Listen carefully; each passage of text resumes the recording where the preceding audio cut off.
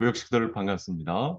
구역 모임의 날입니다. 10월 다섯째 주 진실하게 회개하라 시간을 갖겠습니다.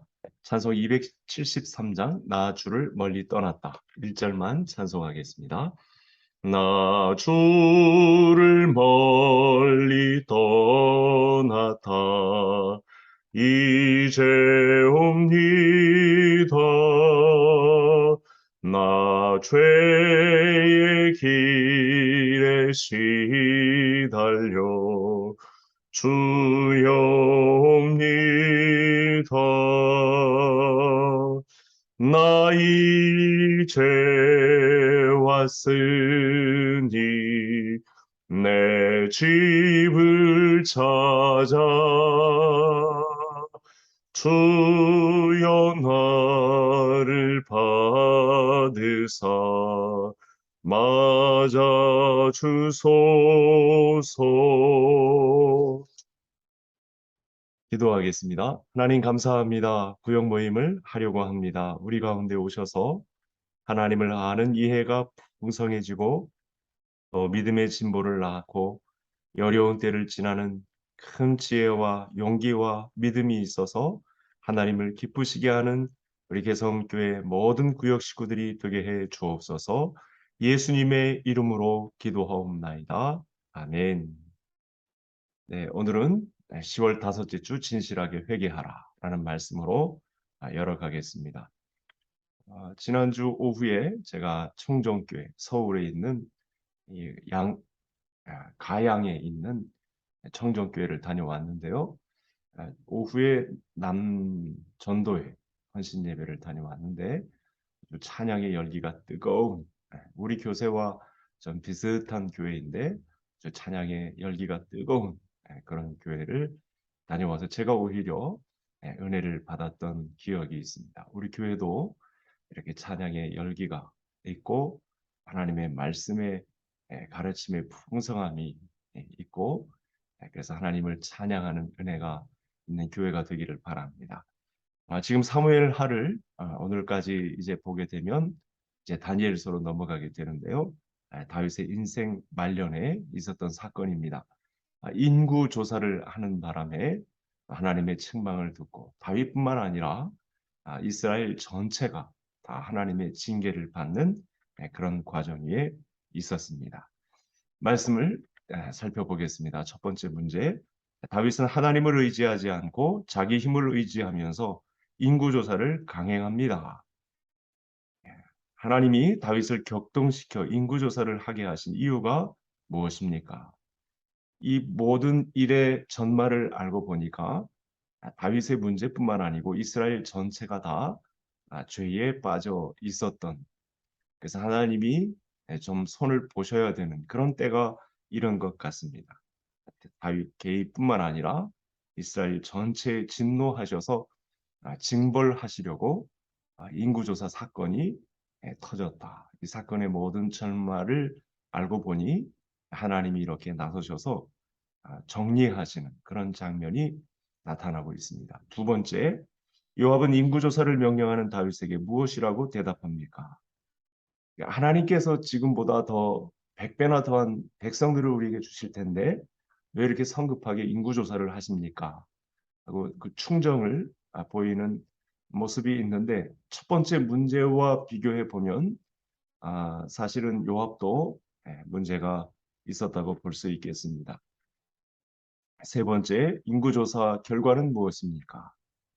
야, 이스라엘 전체 백성들을 살펴보니 통일 이스라엘을 만들긴 했지만 유다와 11지파, 나머지 이스라엘을 총집계한 결과 이스라엘에서는 80만 명, 칼을 뽑는 자가 80만 명, 또 유다에서는 50만 명.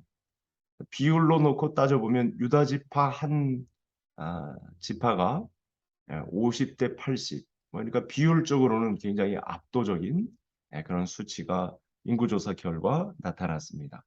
그 인구조사를 통해서 나타난 문제점 한 세 가지 정도를 짚어본다면, 오늘 1, 2번, 3번의 말씀까지 다 살펴본다면, 첫 번째는 하나님보다 군사력을 의지하려고 했던 다윗의 범죄가 있습니다.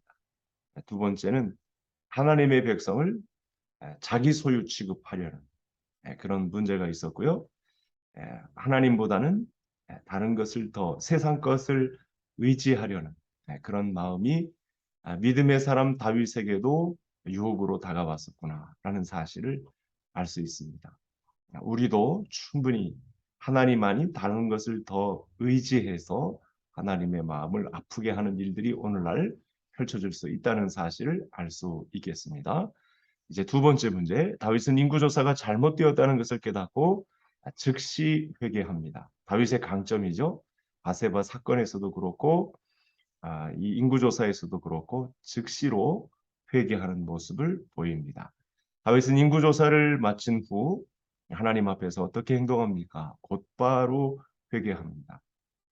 우리가 하나님 앞에 죄를 범하였을지라도 하나님 앞에 즉시로 엎드려서 하나님의 긍휼을 구하는 방법이 있다라는 사실을 말씀하네요. 두 번째, 하나님이 세 가지 징계안 중에서 하나를 선택하라고 요청받은 다윗은 어떻게 반응합니까? 네, 세 가지 징계안이 나오고 있는데 이때 다윗이 요구합니다. 하나님의 긍휼을 바랍니다. 사람의 손이 아닌 하나님의 손에 위탁받기를 원합니다. 3년간의 기근, 그리고 석 달간의 원수들에게 쫓김, 그리고 전염병을 통한 죽음. 이 세 가지 중에 이제 전염병을 택하게 되는데 그때 하나님의 손길을 바랍니다. 하나님의 긍휼을 바랍니다. 징계는 달게 받겠습니다. 이렇게 말씀하면서 음, 결정이 지어집니다. 세 번째, 천사가 예루살렘을 멸하려 할 때 하나님이 천사에게 하신 말씀은 무엇입니까? 이 전염병의 여파로 천사는 예루살렘 전체를 다 치료하는 그런 모습이 있었는데 결과치를 놓고 보면 7만 명이 죽습니다. 우리 현재까지 코로나19 사망자는 한국 내 이 2만 9천 명 정도, 3만에 가까운 분들이 사실은 사망했습니다. 그리고 2,500만 정도가, 인구의 절반 정도가 확진이 되었는데요. 족하다. 이제는 손을 거두라. 라고 말씀하시는 하나님의 때가 필요한, 아주 이 어려운 때를 지날 때 하나님께서 우리에게도 긍휼을 베푸셔야 할 아주 중요한 말씀이 본문 안에 나타났습니다.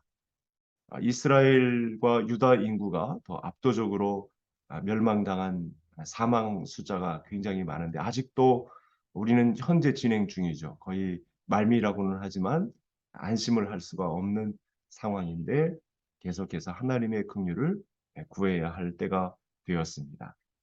아, 그래서 우리도 오늘 본문 말씀을 보면서 첫 번째는 우리가 죄를 범하였을 때 언제든 죄의 유혹에 빠져서 우리도 나의 소유를 과시하고 하나님 아닌 세상의 것을 탐내고 하는 그런 탐심들이 우리를 넘어뜨리게 할 수 있겠는데 그때 죄를 범하였을지라도 하나님의 긍휼을 구하는 자리에 있어야 된다.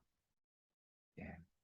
이 하나님의 긍휼을 구하는 자리가 없으면 하나님은 교만하게 보시는 거죠. 그러면 답이 없습니다. 지금은 우리가 모든 신경을 다 곤두세우고 영적인 긴장감 가운데 하나님의 긍휼을 구해야 될 때가 되었습니다. 그래서 오늘 말씀을 통해서 죄를 깨닫는 지혜, 또 죄를 시인할 수 있는 그런 담대한 용기, 그리고 죄를 회개하는 믿음을 달라고 우리가 기도하는 가운데 하나님의 긍휼하심을 찬양할 수 있는 그 순간이 올 수 있도록, 이렇게 하나님의 긍휼을 구하는 가운데 예수님이 마태복음 산상수훈을 통해서 주셨던, 그래도 끝까지 이 좁은 길, 고난의 길, 십자가의 길을 외면하지 않고 걸을 수 있게 해달라고 그렇게 기도하는 우리 모든 구역 식구들 되시기를 간절히 소원합니다. 한참 우리 온라인으로 계속해서 구역 모임이 있지만 우리 함께 모여서 교제하며 나누는 온전한 구역 모임을 위해서 또 우리 구역들이 더 탄탄하게 확산될 수 있도록 구역 조직이 소그룹으로 이렇게 탄탄하게 건강하게 유지될 수 있도록 기도해 주시고 구역 내 식구들을 잘 돌보시며 기도로 합력하여 선을 이루는 은혜가 있기를 간절히 소원합니다. 다음 주에 또 만나 뵙겠습니다. 감사합니다.